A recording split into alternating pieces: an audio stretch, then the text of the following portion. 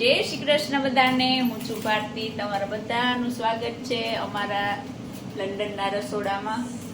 અત્યારે લંડનની સિચ્યુએશન કંઈક આવી છે. અત્યારે કુકિંગ ચાલુ છે. આજે આખો દિવસ નિધિ ભાભીએ રસોડામાં જ કાઢ્યો. બપોરે ઊંધિયું ને રોટલી ખવડાવી. અત્યારે પંજાબી મલાઈ કોફતા બનાવવાના. પણ બીજી એક વાત એ હતી કે અમારા નીતિ ભાભીને થોડું પગમાં લાગી ગયું હતું, પણ હવે સારું છે, એટલે કોઈ ચિંતા નહીં કરતા. નીતિ ભાભીનું ફેમિલી કે ધવલભાઈનું ફેમિલી હવે સારું છે.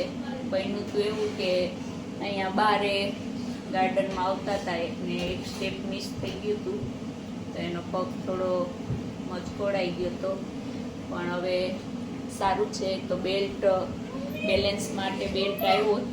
અને નીતિ ભાભીને એમ થયું કે હું બધે ફરું તો હોસ્પિટલે મારે જવું છે ચક્કર મારવા.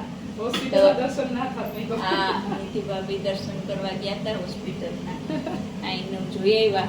પણ હવે સારું છે, એટલે કોઈ ચિંતા નહીં કરતા. ઘણું સારું છે. આ હોસ્પિટલેથી એક પાટો ને 2 લાકડી આપી હતી ગિફ્ટમાં નીતિ ભાભીને. રિટર્ન ગિફ્ટ પાછી દેવાની તો એ કાર્યરત છે અમારી નીતિ ભાભી, એટલે હાલી ચાલી હશે છે, એટલે કોઈ ચિંતા નહીં કરતા. જુઓ, આજે મેં અહીંયા એક નોટિસ મૂકી હતી, તમારા વાસણ વીછળીને ડિશવોશરમાં મૂકવા વિનંતી. તો આ બધાએ મારી આજ્ઞાનું બહુ સરસ પાલન કર્યું.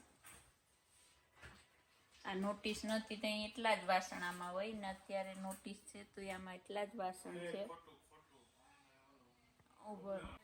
બોલો.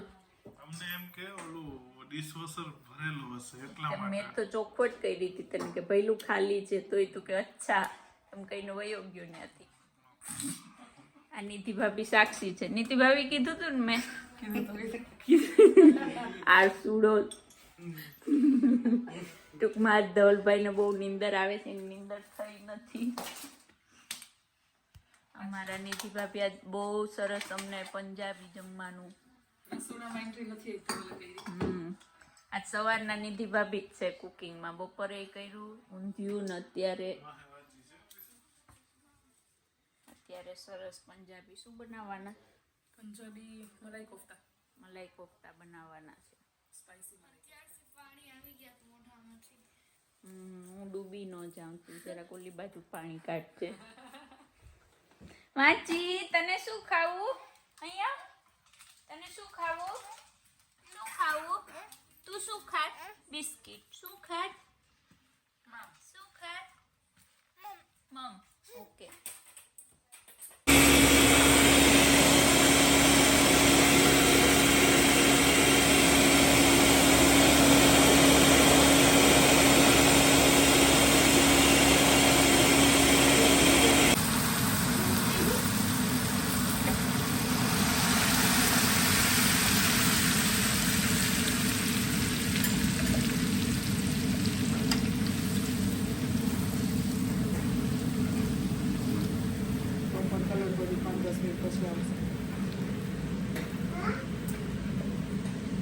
અમે ડબલ રસોઈ કરીએ છીએ, કેમ કે અમારા ભૈલુભાઈ ધવલભાઈ ને નીતિ ભાભીને કાલે સ્કોટલેન્ડ જાય, તો એના 4 દિવસના થેપલા અમે ભાથું બાંધીને મોકલીએ છીએ ને. તો આ 4 દિવસના થેપલા છે. અમારી ક્રિશા ગોયણા કરે છે. અહીં વાંચી બેન મારી પાછળ બેઠા બેઠા વિડિયા જોઈ. અમારા ધવલભાઈની તો મોજ કંઈક અલગ જ છે. અમારા ધવલભાઈ ત્યાં 3 ગેસ હેન્ડલ કરે છે, એટલે તમને જોવા મળશે. એક હાથે કોફતા કરે, એક બાજુ થેપલા ચોળવેશ. ધવલભાઈની મોજ તો કંઈક અલગ જ છે. જો પાકા રસોઈયા છે અમારા ધવલભાઈ. અમારા નિધિ ભાભી થોડા લાડથી અત્યારે કામ કરે છે. હા, પણ મહેનત બધી નીતિ ભાભીની છે. અમે તો હમણાં ઉપર છલું આ બધું કરવા આવ્યા. એમાં અલ્પાબેનની મહેનત તો અતિ છે, બિચારી સવારને અત્યારે આવી રસોડામાં. હા હા, મોજ.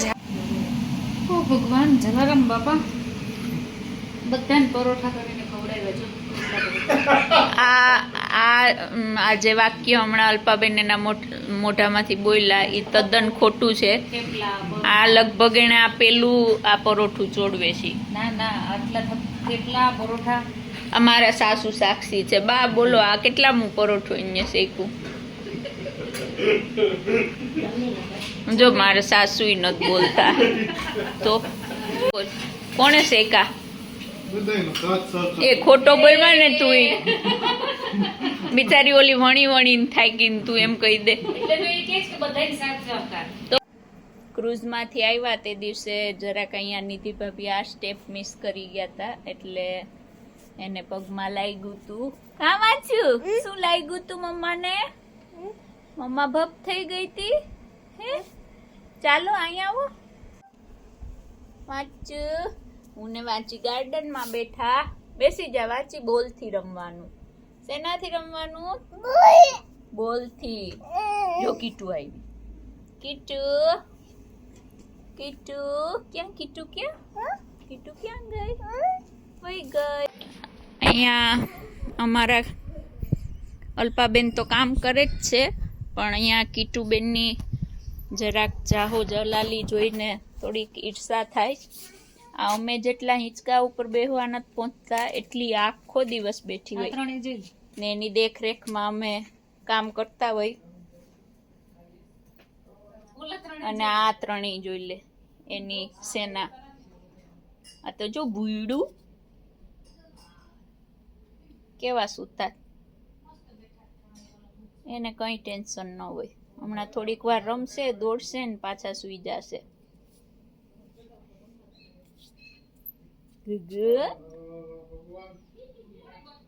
મોજ છે આ બધાને. કીટુ તારે બે શબ્દ બોલવા કઈ? હે બોલ કાંઈક બોલ ને.